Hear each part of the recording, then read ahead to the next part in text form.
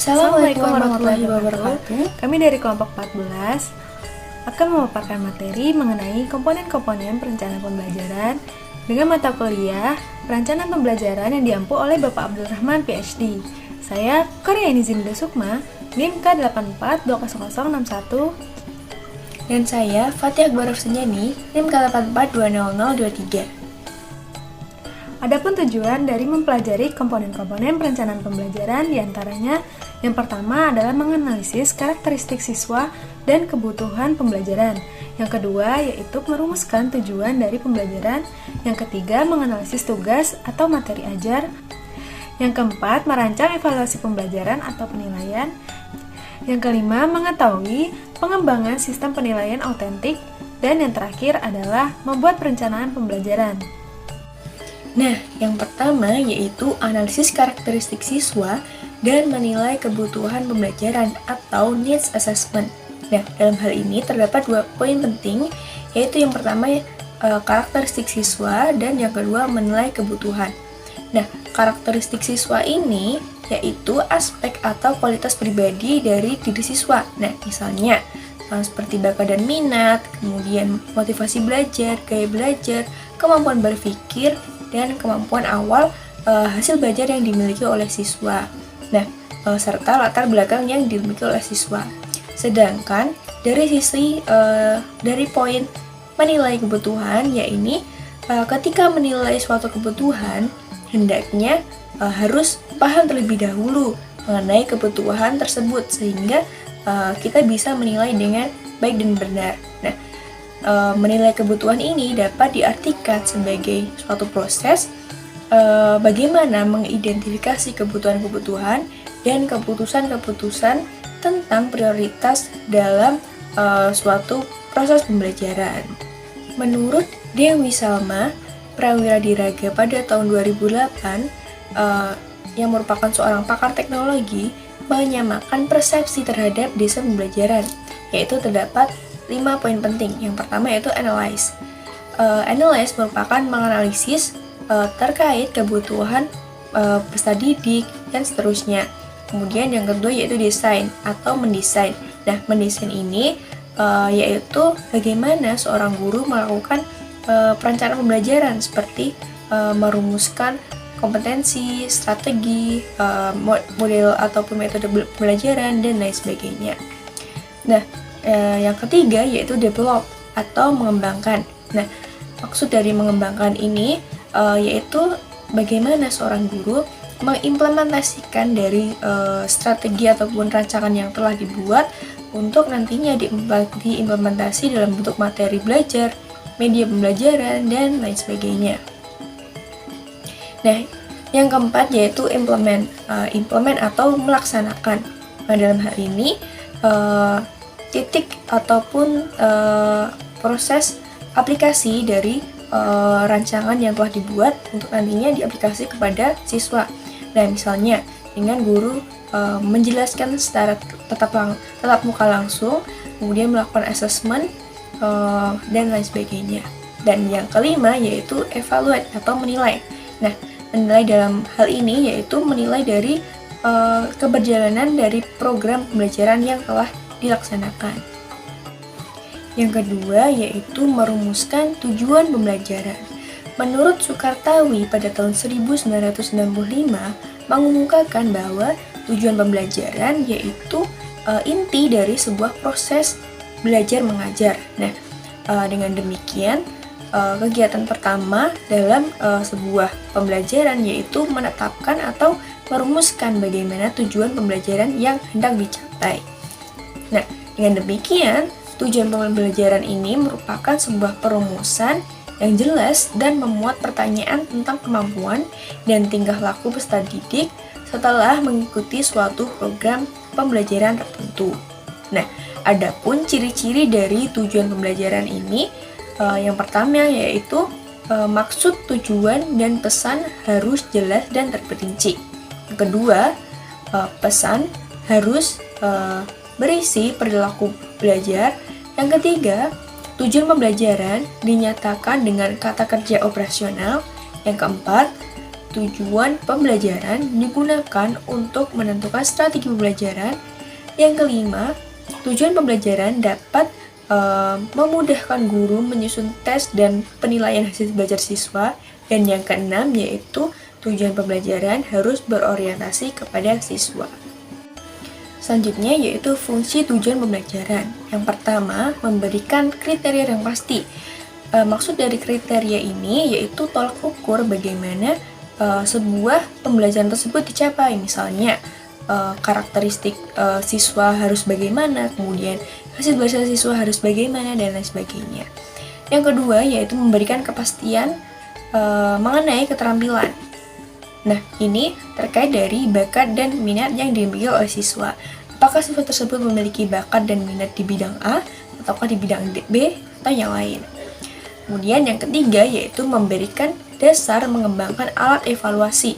Nah, alat evaluasi ini seperti tes ataupun kuis, tanya jawab, ulangan harian, dan lain sebagainya yang nantinya akan digunakan oleh guru untuk melakukan evaluasi dari ketercapaian hasil belajar oleh peserta didik.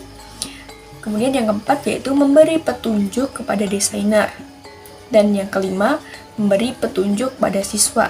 Nah, adapun fungsi petunjuk ini yaitu untuk bagaimana siswa memahami petunjuk-petunjuk agar nantinya pembelajaran dapat tercapai sesuai dengan keinginan ataupun yang telah ditetapkan.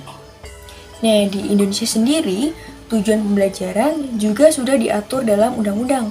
Seperti halnya pada Permendiknas tahun 2003 nomor 65 yang berbunyi tujuan pembelajaran diaplikasikan dengan standar kompetensi inti dan indikator yang dijabarkan secara terperinci. Selanjutnya yaitu kegunaan tujuan pembelajaran. Nah, kegunaan tujuan pembelajaran ini hampir sama seperti halnya fungsi dari tujuan pembelajaran.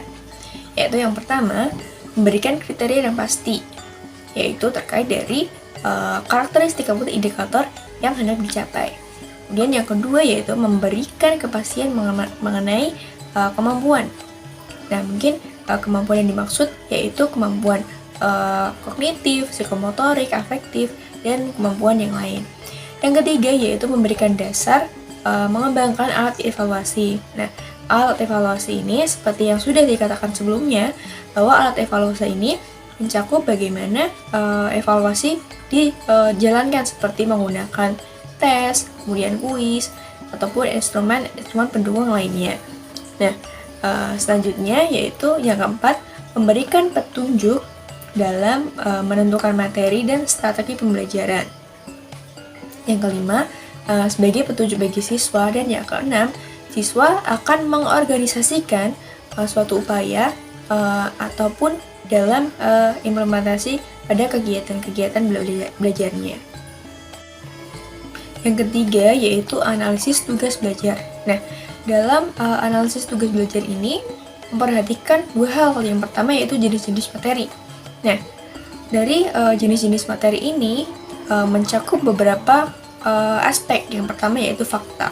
Fakta merupakan kondisi ataupun keadaan yang nyata adanya ataupun faktual, bukan sebuah rekaan.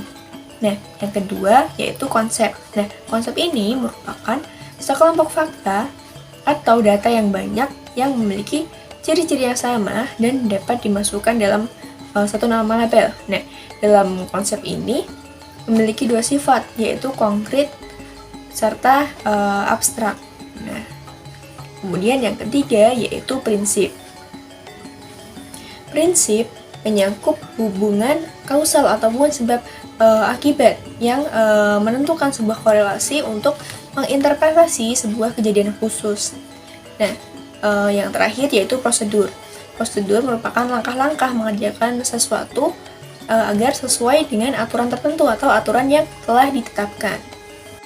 Poin B ataupun poin 2 yaitu analisis tugas belajar. Nah, analisis tugas belajar ini dapat diartikan sebagai proses menjabarkan perilaku umum menjadi perilaku khusus. Nah, seperti halnya pada contoh, seorang siswa ketika belajar membuat kalimat pernyataan, pasti siswa tersebut secara tidak langsung pasti memikirkan dua hal. Yang pertama yaitu kata yang akan disusun menjadi kalimat, yang kemudian yang kedua yaitu struktur kalimatnya yang mencakup subjek, predikat, objek, dan keterangan. Dan yang ketiga atau poin C yaitu macam-macam struktur perilaku. Terdapat 4 struktur perilaku yang perlu dipahami. Yang pertama yaitu hierarki, merupakan kedudukan dua perilaku di mana salah satu perilaku dilakukan bila perilaku yang pertama telah dikuasai oleh siswa. Nah, yang kedua yaitu prosedural. Prosedural ini merupakan beberapa perilaku yang menunjukkan sebuah urutan perilaku, tetapi tidak ada yang menjadi perilaku lain. Kemudian yang ketiga yaitu pengelompokan. Maksud dari pengelompokan ini yaitu perilaku-perilaku yang tidak bergantung pada satu sama lain atau tidak bergantung pada perilaku lain. Dan yang keempat yaitu kombinasi, yang merupakan gabungan dari beberapa perilaku sebelumnya seperti hierarki, prosedural, dan pengelompokan. Bahasan selanjutnya yaitu mengenai merancang evaluasi pembelajaran. Evaluasi pembelajaran itu apa sih? Nah, evaluasi pembelajaran ini merupakan suatu proses yang sistematis untuk memperoleh informasi mengenai keefektifan proses pembelajaran dalam membantu siswa untuk mencapai tujuan yang telah ditetapkan secara optimal. Nah, secara umum, evaluasi pembelajaran ini merupakan proses penilaian peserta didik terhadap kemajuan mencapai tujuan pembelajaran. Adapun fungsi dari evaluasi pembelajaran diantaranya yang pertama adalah mengukur kemajuan dan perkembangan peserta didik setelah melakukan proses kegiatan belajar mengajar selama jangka waktu tertentu. Yang kedua adalah mengukur keberhasilan dari pembelajaran, lalu yang ketiga adalah sebagai bahan pertimbangan dalam rangka melakukan perbaikan proses belajar mengajar. Selanjutnya yaitu evaluasi hasil belajar. Evaluasi ini berarti merupakan penilaian terhadap hasil belajar dan proses pembelajaran, yakni seberapa jauh keduanya dapat dinilai dengan baik. Menurut Winkel, sebenarnya yang dinilai itu hanyalah sebuah proses pembelajaran, tetapi penilaian atau evaluasi itu diadakan melalui peninjauan terhadap hasil yang diperoleh siswa setelah mengikuti proses pembelajaran dan melalui peninjauan komponen-komponen yang sama-sama membentuk proses pembelajaran. Peninjauan evaluatif yang pertama memusatkan perhatian pada produk atau efek yang dihasilkan oleh siswa sesuai dengan tujuan-tujuan instruksional yang belum dicapai, dan evaluasi ini disebut dengan evaluasi produk. Peninjauan evaluatif yang kedua memusatkan perhatian kepada komponen-komponen dari proses pembelajaran itu sendiri. Nah, yaitu prosedur didaktis, media pembelajaran, kelompokkan siswa, materi pelajaran, pengaturan proses belajar, dan tujuan-tujuan instruksional dapat ditinjau secara evaluatif. Karena proses pembelajaran ini diciptakan untuk mencapai tujuan instruksional, di mana evaluasi produk dan evaluasi proses ini bersifat komplementer, yaitu saling melengkapi. Evaluasi produk hanya meninjau efeknya saja dan tidak memandang proses yang mendahului tindakannya itu, dan tidak memandang proses yang mendahului timbulnya efek tersebut.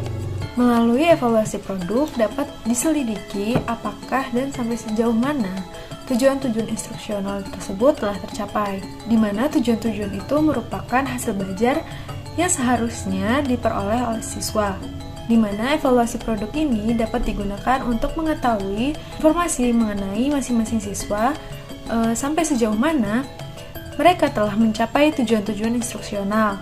Lalu yang kedua adalah mengetahui informasi mengenai kelompok siswa sampai seberapa jauh kelompok itu mencapai tujuan-tujuan instruksional. Selanjutnya adalah evaluasi proses. Evaluasi proses ini mencakup segala usaha yang terarah, terencana, dan sistematis untuk meneliti proses belajar mengajar yang telah menghasilkan suatu produk, baik terhadap fase perencanaan maupun terhadap fase pelaksanaan. Terdapat beberapa metode dan alat yang dapat diterapkan dalam evaluasi proses. Di antaranya adalah metode observasi, wawancara terhadap beberapa siswa, mengenai pengalaman selama berpartisipasi dalam proses belajar mengajar, kemudian laporan tertulis oleh para siswa setelah suatu program pembelajaran itu telah selesai dilaksanakan. Selanjutnya, pengembangan sistem penilaian autentik. Penilaian autentik ini merupakan penilaian yang dilakukan secara komprehensif untuk menilai mulai dari masukan, input, proses, dan keluaran atau output dari pembelajaran. Oleh karena itu, penilaian autentik adalah pengukuran yang bermakna secara signifikan atas hasil belajar peserta didik untuk ranah sikap, keterampilan, dan pengetahuan. Adapun jenis-jenis dari penilaian autentik, yang pertama adalah penilaian kinerja. Penilaian kinerja ini sebisa mungkin melibatkan partisipasi aktif dari siswa, khususnya dalam proses dan aspek-aspek yang akan dinilai. Guru dapat melakukannya dengan meminta para peserta didik untuk menyebutkan unsur-unsur proyek atau tugas yang akan mereka gunakan untuk menentukan kriteria penyelesaiannya. Yang kedua adalah penilaian proyek. Penilaian proyek atau proyek assessment merupakan kegiatan penilaian terhadap tugas yang harus diselesaikan oleh para peserta didik menurut periode atau waktu tertentu. Penyelesaian tugas dimaksudkan berupa investigasi yang dilakukan oleh para peserta didik, mulai dari perencanaan, pengumpulan data, pengorganisasian, pengolahan, analisis, dan penyajian data. Lalu selanjutnya adalah penilaian portofolio. Penilaian portofolio merupakan penilaian atas kumpulan artefak yang menunjukkan kemajuan dan dihargai sebagai hasil kerja dari dunia nyata. Penilaian portofolio ini bisa berangkat dari hasil kerja serta didik secara individual maupun secara kelompok. Memerlukan refleksi dari peserta didik dan dievaluasi berdasarkan beberapa dimensi. Lalu yang terakhir adalah penilaian tertulis atau tes. Tes tertulis ini berbentuk uraian atau esai menuntut para peserta didik mampu mengingat, memahami, mengorganisasikan, menerapkan, menganalisa, sintesis, dan sebagainya atas materi yang sudah dipelajari. Tes tertulis ini berbentuk tulisan, sebisa mungkin sifatnya itu adalah komprehensif sehingga mampu menggambarkan ranah sikap, pengetahuan, dan keterampilan dari peserta didik. Selanjutnya adalah membuat perencanaan pembelajaran. Pertama adalah mengetahui asumsi dasar. Smith dan Regan tahun 1982 menyatakan bahwa asumsi yang mendasari dari rancangan pembelajaran diantaranya yang pertama, pengetahuan merupakan hasil belajar yang diharapkan. Artinya, para perancang harus memiliki ide yang jelas yang akan diterima siswa sebagai hasil dari pembelajaran. Pembelajaran paling baik adalah yang efektif, dapat membantu memahirkan siswa menetapkan pengetahuan dan keterampilannya. Asumsi selanjutnya adalah siswa dapat belajar dari berbagai macam media. Kemudian pembelajaran dapat diperbaiki dan mengevaluasi pengaruhnya. Lalu yang kedua, dalam buat perencanaan pembelajaran harus memahami prinsip-prinsip penyusun perencanaan pembelajaran. Di antaranya yang pertama, tujuan dan sumber belajar harus jelas terlebih dahulu. Lalu masing-masing komponen dalam perencanaan pembelajaran harus saling membantu dalam pencapaian tujuan. Kemudian proses yang ditempuh memungkinkan untuk melakukan koreksi terhadap kemajuan. Lalu perencanaan pembelajaran harus didesain sedemikian rupa sehingga dapat sejalan dengan kegiatan lainnya. Dalam membuat perencanaan pembelajaran dibutuhkan beberapa kemampuan. Di antaranya, yang pertama adalah mampu menganalisis kebutuhan belajar dan menyatakan tujuan, kendala, atau prioritas yang harus diketahui.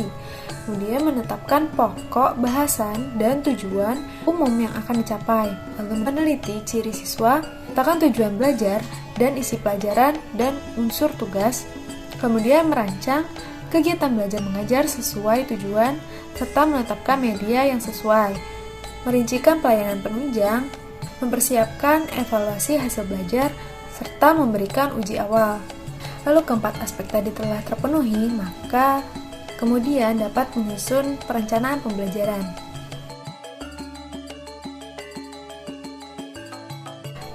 Sekian dari kelompok kami. Kurang lebihnya mohon maaf, kami pamit undur diri. Wassalamualaikum warahmatullahi wabarakatuh.